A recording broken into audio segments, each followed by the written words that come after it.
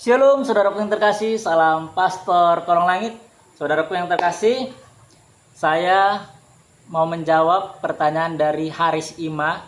Dia mengatakan begini, bro sorry saya mau nanya, mengapa dan kenapa Tuhan dilahirkan dan harus mati? Oke, itu adalah pertanyaan yang bagus dari Haris Ima. Oke, brother, saudaraku Haris Ima. Tapi saya menjawab sekalian sambil saya berolahraga di sore hari ya. Kebetulan ini lagi di sore hari. Olahraganya yang ringan-ringan saja. Di sini ada barbel dibuat oleh tangan sendiri ya. Dari semen. Jadi bukan yang dari besi. Kita hitung apakah saya ringan-ringan saja mungkin. Untuk pertama 10 kali dulu. Oke, ini lumayan berat. 1 2 3 4 5 6 7 8 9 10. Oke saudaraku, pertama, kenapa Tuhan harus dilahirkan, bahkan Tuhan harus mati? Saudaraku yang terkasih, pertama kita harus lihat dulu, tujuannya Tuhan datang ke dunia ini untuk apa?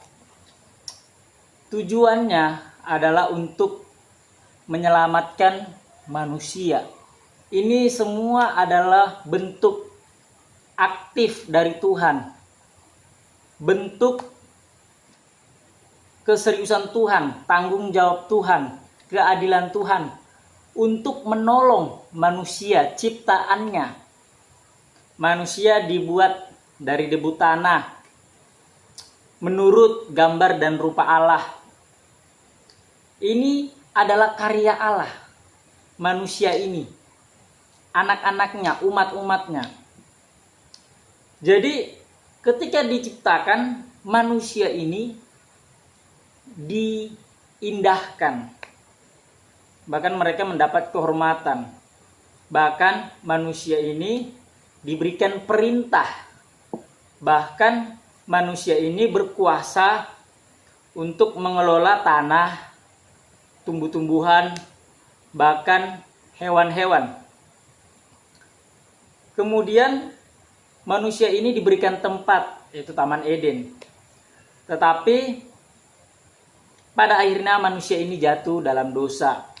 Manusia ini berdosa, digambarkan tidak tahu mana tangan kiri dan mana tangan kanan. Tidak bisa membedakan yang baik dan yang buruk.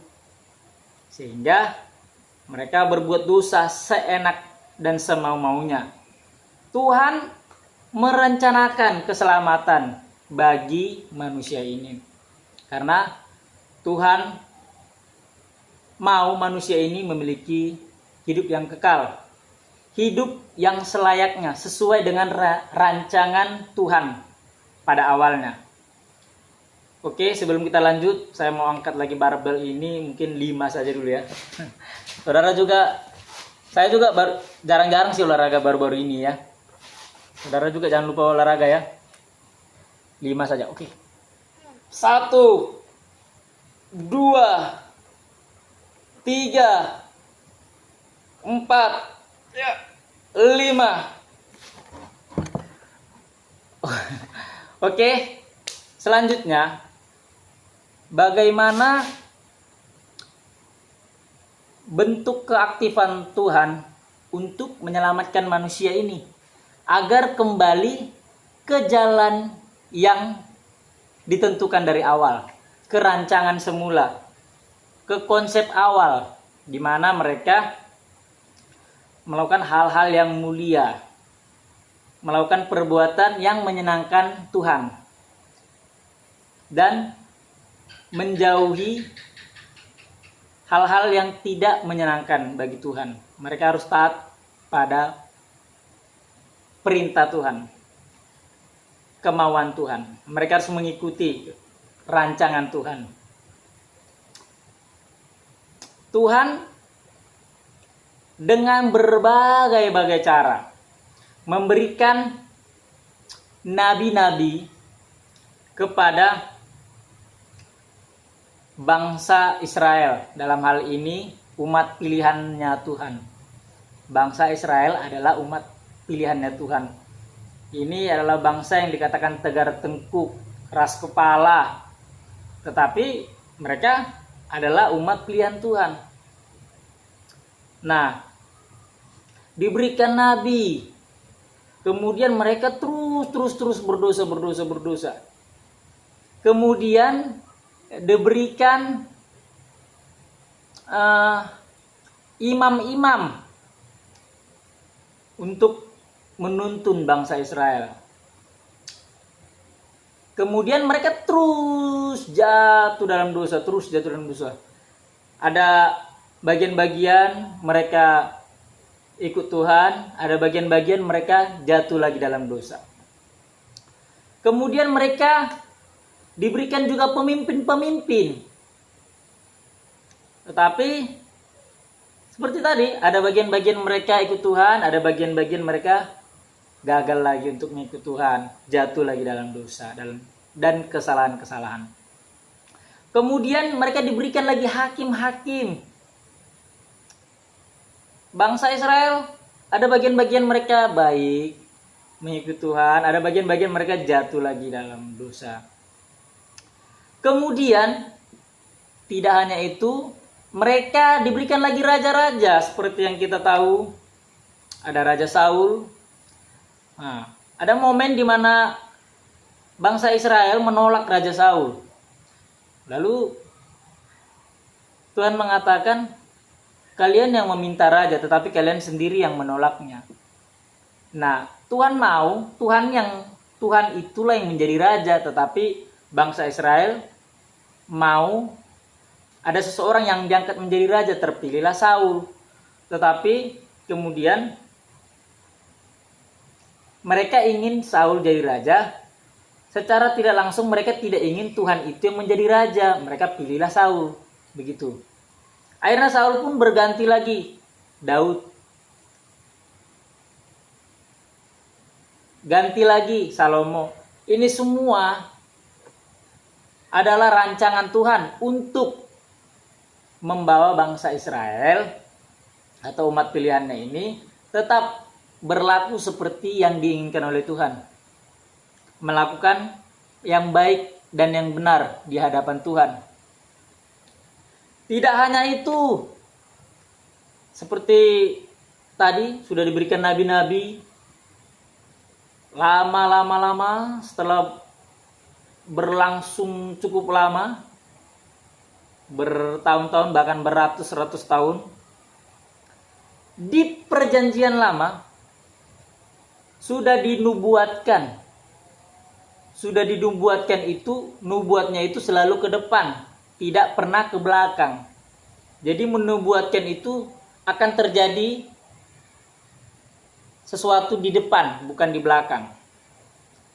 Karena nubuat itu meramalkan apa yang ada di depan. Nah, di perjanjian lama. Setelah memasuki perjanjian baru, Tuhan sendiri datang untuk memberikan solusi bagi dosa manusia.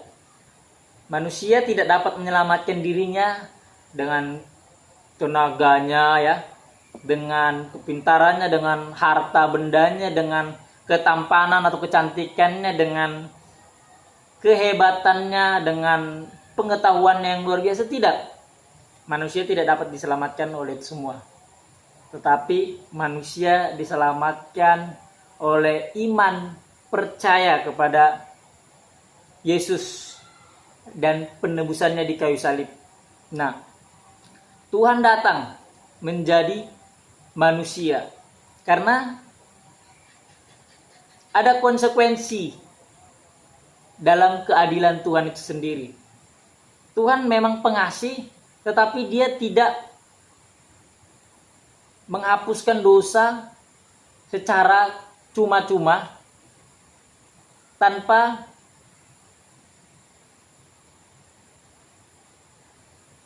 ada tindakan yang adil dari pihak Tuhan.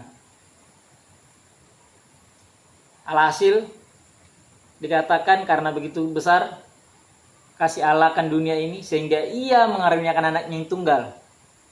Sehingga setiap orang yang percaya kepadanya tidak binasa melainkan memiliki hidup yang kekal. Saudaraku yang terkasih, dalam perjanjian lama ada namanya konsep membawa korban persembahan.